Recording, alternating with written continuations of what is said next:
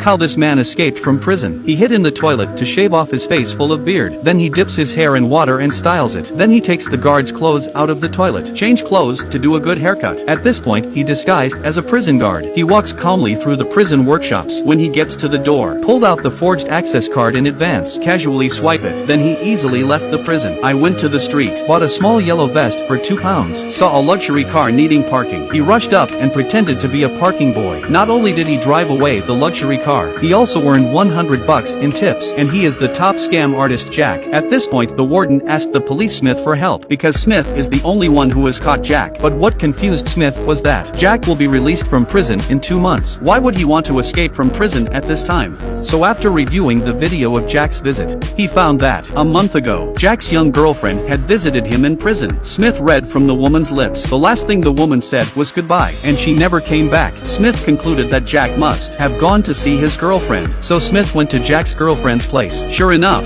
Jack was alone in the house. When Smith told his men to come and get him, Jack saw a gold thread on Smith's shoulder. Do you know what this is? Smith obviously did not know. It turns out that a few hours ago, Smith was investigating a case in the bank's vault. The technician was cracking the code of the safe. The vault suddenly exploded. The police were covered in dust. The evidence was also instantly blown up. I'll tell you what this is. You'll meet me in prison in a week. After Smith agreed, Jack said this is the security line of $100 new Canadian dollars. After that, Jack was taken away by the police. The next day Smith learned from his assistant that the gold line was indeed a security line for the new Canadian dollar. But this new coin has not been officially issued yet. How did Jack know that? So Smith went to the prison to find Jack for an appointment. When he learned that Smith was hunting a Dutch crime syndicate, Jack said, "I'll help you catch them if you get me out of here. Just put electronic shackles on my feet. I will always be under your supervision." So the next day Jack walked out of jail with electronic shackles, and he walked out of the prison. Then Jack was put up in a small hotel, and his range was only 2 miles. Obviously this environment didn't suit Jack's temperament, so Jack slipped into a thrift store. Here he met a rich woman who was donating clothes. The two of them hit it off.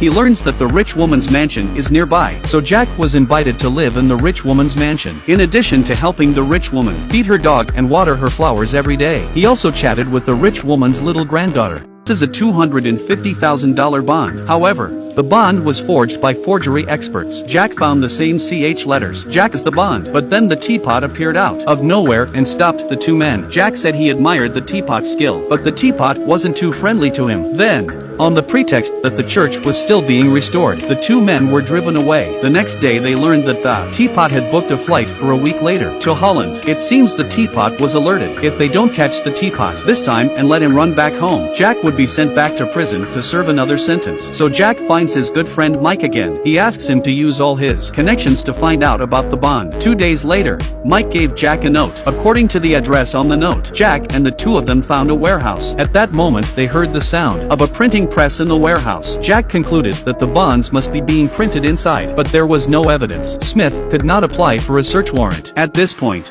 Jack was running out of time. The next day Jack looked at his electronic shackles. Suddenly a brilliant idea came to him. He took his car keys. He drove alone to the warehouse. Then he got out of the car and grabbed his camera. He started taking pictures of the warehouse. After successfully angering a few thugs at the door, Jack was escorted into the warehouse by the thugs. Here Jack saw piles of books on the floor, and the machine was constantly printing bonds. Then the thugs put Jack in a glass room. At that moment, the teapot came cursing. Jack took a look and locked the door. And this glass room happens to be bulletproof. So the teapot ordered someone to get the key. And Jack sat down and started to taunt the teapot. "Are you too proud of yourself to put your name on a bond? That's stupid. You'll open the door later. See how I will kill you." As soon as he said that, a siren sounded outside. It turns out that Jack's electronic shackles out of range will automatically alarm. At this moment Smith led the police, said to catch Jack the fugitive, so the police broke down the door of the warehouse. Teapot and his men saw that there was no way to escape, had to surrender. Then they found the original bond in the teapot safe. They found the original bond. At this point Smith said Jack had done a very good job this time, so he applied for Jack's credentials. Jack was officially hired as his exclusive advisor. So not only did Jack not have to go back to jail, but also can continue to chat with. The rich woman's little granddaughter seized a batch of Snow White and the Seven Dwarfs fairy tale books. Although these books were published in 1944, but the books themselves are not worth much at all. Why did the bookseller go to the trouble of shipping them here? So Smith went to the bookseller and asked him about it. The bookseller claimed that all his paperwork was legal, but he looked like he was in a panic. At that moment, the bookseller's lawyer came in. Smith had no choice but to stop asking questions. But when he came out, Smith learned that the bookseller had never contacted his lawyer. Smith felt bad. When he returned to the house again, the bookseller had already been killed. So the next step, they had to look in the books for clues. When Jack found the first page of each book, there is a blank inside paper, so they should be trying to forge something to print on this paper. Then Smith found a ticket to the archives in the bookseller's wallet. Smith found a ticket to the archives, so the two of them went to the archives to investigate. And after learning that the bookseller had indeed been here and took pictures of this 1944 bond, Smith took out the inside pages of the book and compared them, and it was a perfect match in size. The curator said, although this bond is now worth $250,000, but the other 599 have gone missing. This is the only one in existence. Jack found out after observation. This bond is a fake, although the old paint was used on it, but the smell of ink is new. If you don't believe me, smell it. The curator was dumbfounded when he smelled it. This is impossible.